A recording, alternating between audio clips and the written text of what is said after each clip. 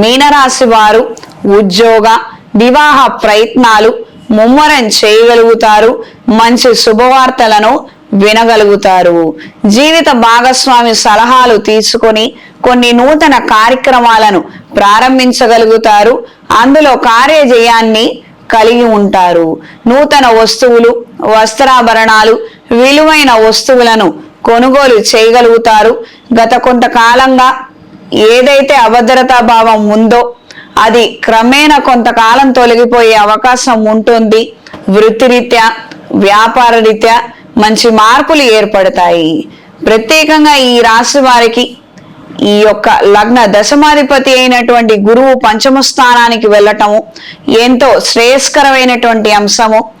ఏలినాడు శని ప్రభావం వలన సరైన సమయానికి సరైన మంచి నిర్ణయం తీసుకోలేక ఇన్ని రోజులు ఇబ్బంది పడినటువంటి సందర్భాలు, పరిస్థితులు ఏవైతే ఉన్నాయో అందులో మాత్రం ముమ్మాటికి ఖచ్చితమైనటువంటి మార్పులు ఏర్పడతాయి. పంచమ స్థానంలోకి గురువు రావటం వలన మీ ఆలోచనలు మారతాయి. ఏవైతే క్రితం ప్రయత్నం చేశామో ఇప్పుడు ప్రయత్నం చేస్తే ఆ పనులు అవుతాయి. కేవలం గురుబలం పెరగడం గురించి కాదండి. పంచమ స్థానంలో, ఆలోచన స్థానంలో, మన శక్తి స్థానంలో, ప్రత్యేకంగా సంతానానికి సంబంధించిన స్థానము, పూర్వజన్మ సుకృతానికి సంబంధించినటువంటి స్థానము, ఇలా చెప్పుకుంటూ పోతే ఎన్నో.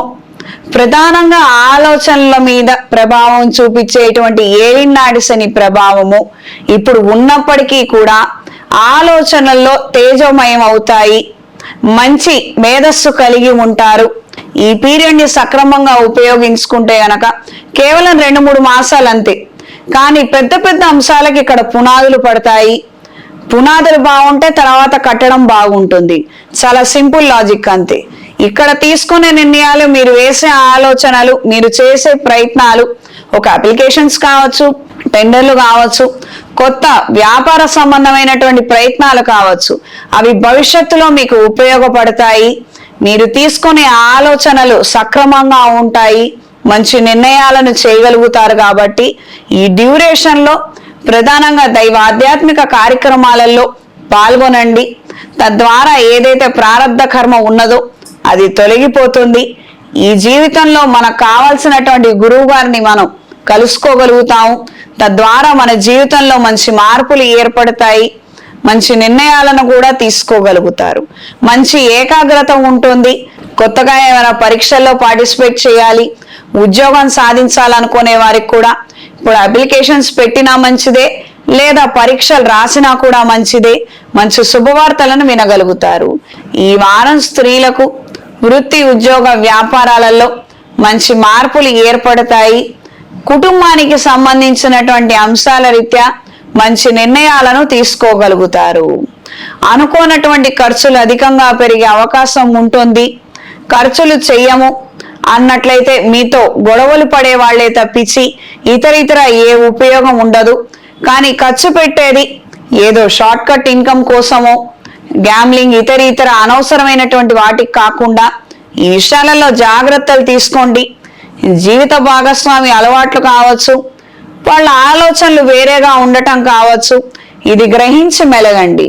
ఈ డ్యూరేషన్లో మనం డబ్బులు ఖర్చు చేయడం అనేది అది ఎలాగో జరిగేటువంటి అంశమే. దానికి ఎవ్వరు ఇది కాదు, ఎక్సెప్షన్ కాదు. కానీ మనం ఎలా ఖర్చు పెడుతున్నాం అన్నది అది ఇంపార్టెంట్. ఏదో షార్ట్ కట్లో ఇన్కమ్స్ వస్తాయని అక్కడ ఇక్కడ పెట్టడము, మనకు తెలియనటువంటి విషయాలలో పెట్టడము, ఎవరినో నమ్మి వాళ్ళ చేతిలో డబ్బులు పెట్టి 10 చేసి తీసుకురమ్మని అడగడము, ఇవి మాత్రం చెయ్యొద్దు.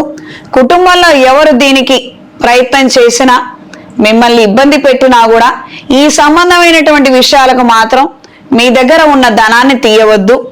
ఈ యొక్క రాశి వాళ్ళు ఈ విషయంలో మాత్రం అత్యంత జాగ్రత్తలు తీసుకోవాలి. ఇది గ్రహించి మెలగండి. ఈ వారం మీనరాశి వారికి కలిసొచ్చే రంగు పసుపు, కలిసొచ్చే దిక్కు తూర్పు, కలిసొచ్చే సంఖ్య 5. ప్రతిరోజు లింగాష్టకాన్ని పఠించండి. గో సేవా కార్యక్రమాలను విశేషంగా చేసుకోగలిగితే మంచి ఫలితాలు సంప్రాప్తిస్తాయి. ఈ మాసంలో వనదుర్గాంబ హోమాన్ని జరిపించండి. అనుకూలమైన మార్పులు ఏర్పడతాయి.